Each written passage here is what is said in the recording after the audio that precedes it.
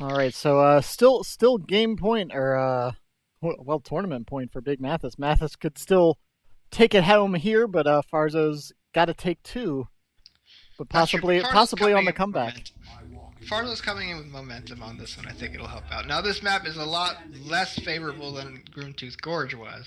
It is, but like the power is your natural farm is still fairly easy to hold. And despite not having to get like the garrisons, honestly didn't come into play much.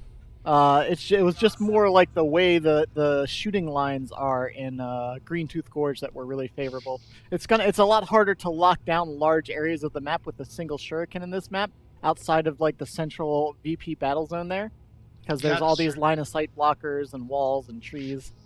This is the map where I really would expect a lot of gate shenanigans, though, even more than Imperial Plaza. I mean, there's like really nice places to hide it, Oh like yeah, the there's side of the it's VP. You can even put it on the left side here if you want. yeah. I Uh, mean, there's a lot of like little corners that are kind of otherwise out of sight. all right, for Cyrus, a quick recap of Game 3. Farzo played a pretty flawless Tier 1 into a pretty quick Falcon in Tier 2, followed that up with Fire Dragons, and he took out a single Tyrant Guard who got picked off, and then when BigMathis bought a second one, it got basically crushed. And then after that was mostly a snowball from there. All right, so Big Math is switching it up again. This time going for the Termagants instead of triple Hormagaunts. Not really feeling that build maybe after that last defeat. Yeah, I don't know if I like shurikens on this map, actually. There's so much to cover. I maybe would consider 3 Dire Avengers. I mean, they're pretty good right now. And the way he's been using that Warlock, if he keeps that Warlock pressure on like he did last game, On the other hand, you still really do need the shurikens, I though. think, yeah, I think if only, like you said, I mean, when you get this big pressure early on, oh man, Hormagaunts overextending there a bit. But when you get this big pressure early on, like, you kind of want it, that shuriken, if only to just kind of hold your little corner of the map, right? Oh man, pretty much a full retreat in this first engagement, though. Really well handled there by Forzo. Forzo pulled the Hormagaunts back into kind of this pincer between the two Dire Avengers and then opened up with the Banshees while the Warlock was on the back line, keeping those Termagants from doing anything. It was just a nice little first encounter there and could potentially, hopefully, rolls into the rest of the match playing just like that. Guardian Weapons team is coming out, so we will see the Shuriken. Yeah, it just feels like a necessary thing you need to get here. I mean, there's really no way to get around it. One thing I would like him to see, though, is if he gets the aspect on his Dire Avengers, he should probably be comboing the suppression with a grenade more often. It just seems like an obvious combination. It's not that expensive, really. Sure. I think it would do a lot of good here. Yeah, we didn't see. I mean, he had battle equipment on one of his squads last game, and he didn't really use it too much, did he? No, I don't think he's. I don't even. Well, has he thrown a grenade? I don't think he has. Not Either way, I entirely think sure. it would be an obvious combination. Okay, and there's a Terminator route this time. Okay. All right, so Hormagaunts were looking to maybe get on some power. They decide against it. Want to knock that VP down so they don't take too much of a deficit here going into the early game. Last thing you want at this stage in the game against Eldar is getting a triple cap against you. Now, I am curious if he is going to get the Worthless Witchblade this time. I think BigMathis kind of played. Oh well. Oh there we well, go. there it is. Unfortunately, he might die. But with it's I feel like it's a lot less favorable with the Termagants out. I think this game you may have wanted the Immolator to kind of force those Termagants to reposition, or I mean it's still effective against Hormagaunts as well. It's true, but I get the feeling BigMathis kind of makes a build that makes the Merciless Witchblade a little bit more favorable. Like I said, he buys it first, and now. Yep, and then even so, yeah, we're he's still gonna get the Warp Field anyway. exactly. We're gonna see the Warp Field. The Tyrant Guard's gonna come in tier 2, so It's gonna like be a maybe Time Guard, yeah, and Raveners too. So now there's a lot of juicy targets that validate the purchase of the Witchblade more than an Emulator does, for example. right. An Emulator, I think it can one-shot Brood Nest, or if it doesn't, it comes awfully close. It does a lot of good damage. The Immolate ability in general is pretty nice. I think in a vacuum I would have liked the Immolator more, but he's making the Witchblade work, so. I don't know. In the meantime, Mathis is going with Raveners again. Yeah, he didn't go for the double Termagants, so he went for the 3 Gaunt squads, and he's got Raveners coming up behind that. That's true. And Spore Mines don't really make as much sense on this map as it did on Green Tooth. Yeah, I mean, I think they were more just kind of a security measure, like, hey, don't think that garrisons are going to save you. I don't even want to deal with it. So here comes the first Burrow Strike goes down, and the Gaunts and Gants come screaming in here. And the Shuriken might have been able to get a volley before leaving, but oh well. I'm not sure that would have been a good plan. He's already in dire straits here, losing lots of models. Nice looking Destructor, but that's not really going to be enough. A couple Termagants went down, still harassing a bit with the Dire Avengers and the Warlock, but he's probably eventually going to have to pull these guys out of here. The Dire Avengers? No, the Dire Avengers are going to be okay, but... Oh no, I thought he was going to turn and bring the Raveners around the back end there, but it looks like he's pulling the Raveners back for right now. VPs are neutralized, about to go in favor of the Reds here. Lots of power on the field for Farzo, though. One full gen farm and an additional gen over here on the secondary farm. That's true. He wants to get a tier 2, get that Falcon out immediately. I can't blame him. In the meantime, BigMathis has actually switched it up a bit, and he's gotten 2 Termagants after the Ravener this time. So do you think he was just feeling... I think it makes it the exact same build as last game, just a different order, if I'm correct? Right. All right, that's fine then. I mean, that's fine. I don't really have a whole lot to say about that, other than it's not 4 Hormagaunts again, so... But these VPs... Brood Nest here, I would like the Immolator on this, because the Immolator, I think it almost kills it. It either almost does or, yeah. But that and like a little sprinkle of DA fire, there you go. You've just sunk 100 red from BigMathis. And then you got 15 of your own, if I remember right, actually, so... Alright, so Farzo heading into tier 2. Might be confused here. I think he might be thinking the right side is where Farzo's building his main power, actually. I don't think so. I think he just doesn't want it to stack up to the point that it gets out of control. I mean, Eldar, with a lot of power, I mean, they can keep spending. Well, it's too late already. He's already 3/4 into tier 2.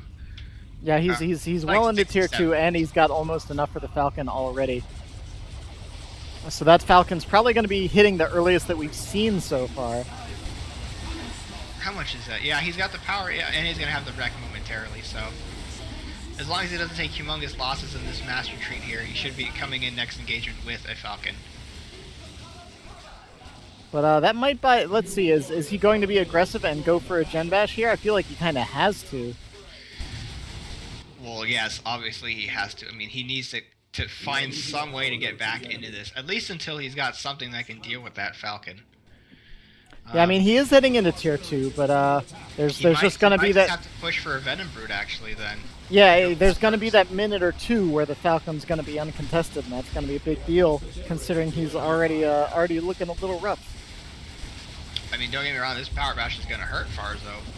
But... Yeah, Farzo was great on power, not looking so good on requisition, especially now that he's lost the power farm and a half. Burrow Strike routes the Guardian's weapons team, which should open up the needs to finish off this farm completely.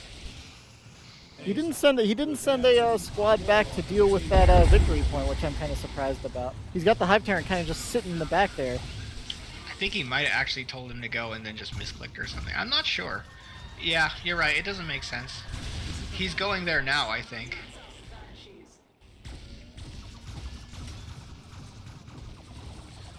See, like this time, this might be a time where, again, the Warp Spider's over the Fire Dragon. I think you have the time to get the Warp Spiders out this time. I think so. Targets. Yeah, the Warp Spiders would tear this current composition apart. Especially, so yeah, we've only got the Venom Brood coming in now, so there's not even going to be a Tyrant Guard out here. Yeah, see, you force the Venom Brood to come out because the Tyrant Guard's not going to be able to deal with it. He just doesn't have all the resources to do it right now. So then you preempt that Venom Brood with a Warp Spider, for example. But I mean, he's got time. He doesn't have to get the Warp Spiders. He can get something else that he likes.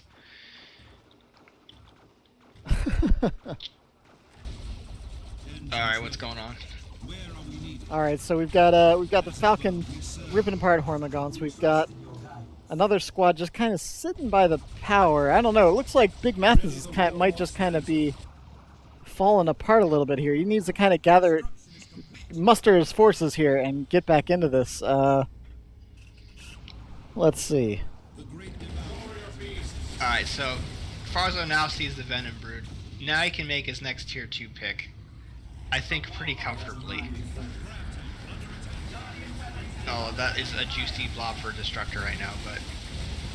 No, it's just a bit too much, it looks like. He's just gonna fall back, yeah. Okay. Oh, wow. I'm not... I'm not sure what the plan was there, but he turned around, lost all his energy, and got hit by a toxin sac, so...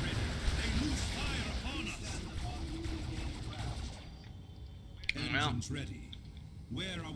the Nid ranged blob is forming. Maybe a zone throw names?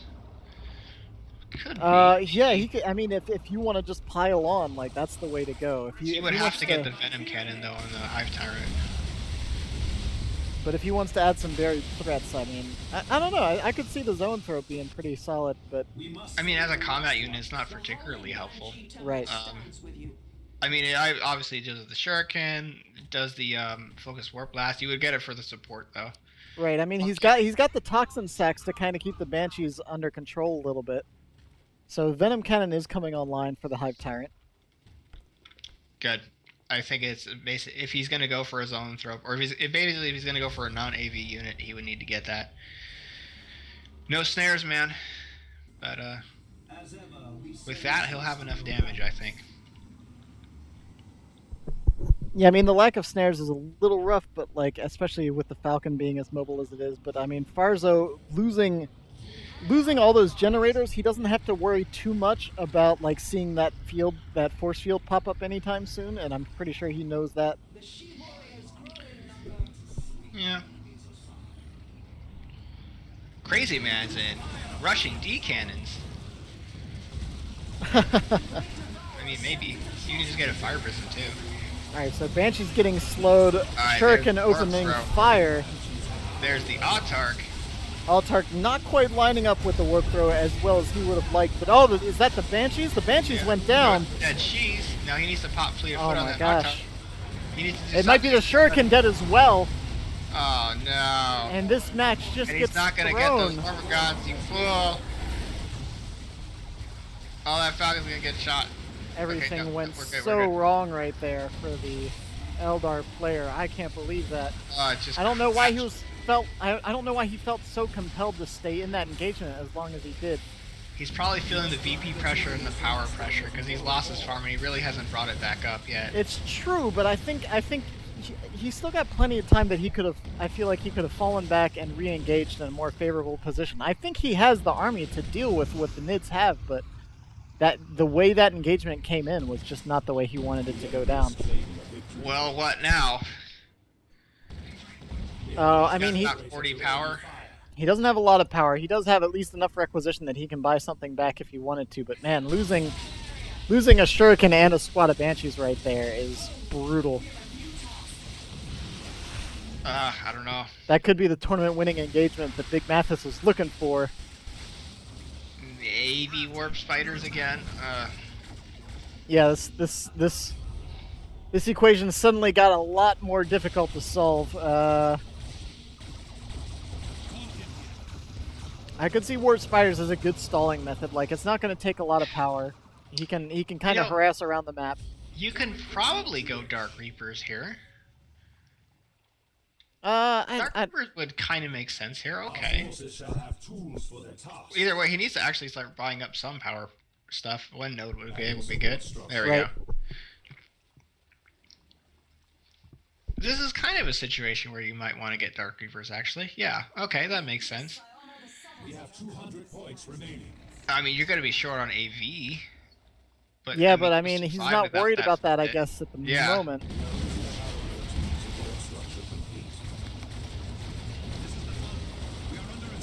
But even so, I don't know. I feel like without AOE, like you're not gonna outshoot this mid-range blob for the time being. Well, I mean, I guess you can consider Wraithguard then. Maybe Wraithguard would have been a consideration. They're just slow as balls, though. Yeah, I mean, it's tricky when you're trying to make up for such a huge loss that we saw earlier. That's almost a guaranteed dead Warlock now. Yeah, he's stuck in there way too long. I don't know what the plan was there. If he was hoping for a special attack or something and didn't consider... He was. I'm almost guaranteed that's what he was doing. You got that Synapse.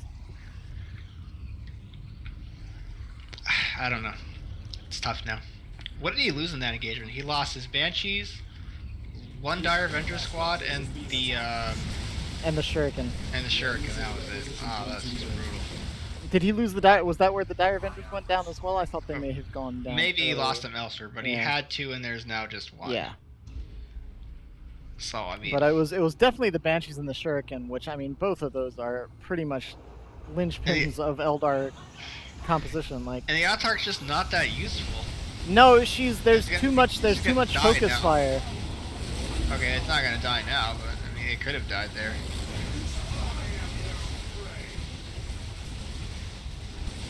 Yeah, I mean, even so, like, he's slowly pushing back out, but it's 100 VPs with a triple cap. Like, what are you gonna do about that?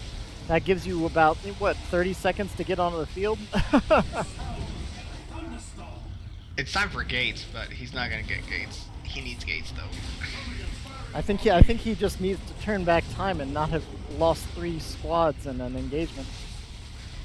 Unfortunately, Time Field is on the Farce here, not the Warlock. Oh, that's true, yes. But, oh nice man, that's brutal. nice Oh, I love it. Too bad he's gonna pay for it with his life. There's just too much. The Swarm is too great. Swarm is too OP. GG from Farzo. I guess that's it. Well, And that's gonna be it. A 4-game finals. Farzo started to bring it back. Man, and he had, I feel like he had all the pieces together. They were in a spot, and he just needed to execute it, but it didn't work. Yeah, I mean, he had the potential to bring it together there. But that's going to be the last one that BigMathis was looking for. Freaking Hive Tyrant OP. It's crazy. Did you see that? Did I see... All of that. Oh. All of that.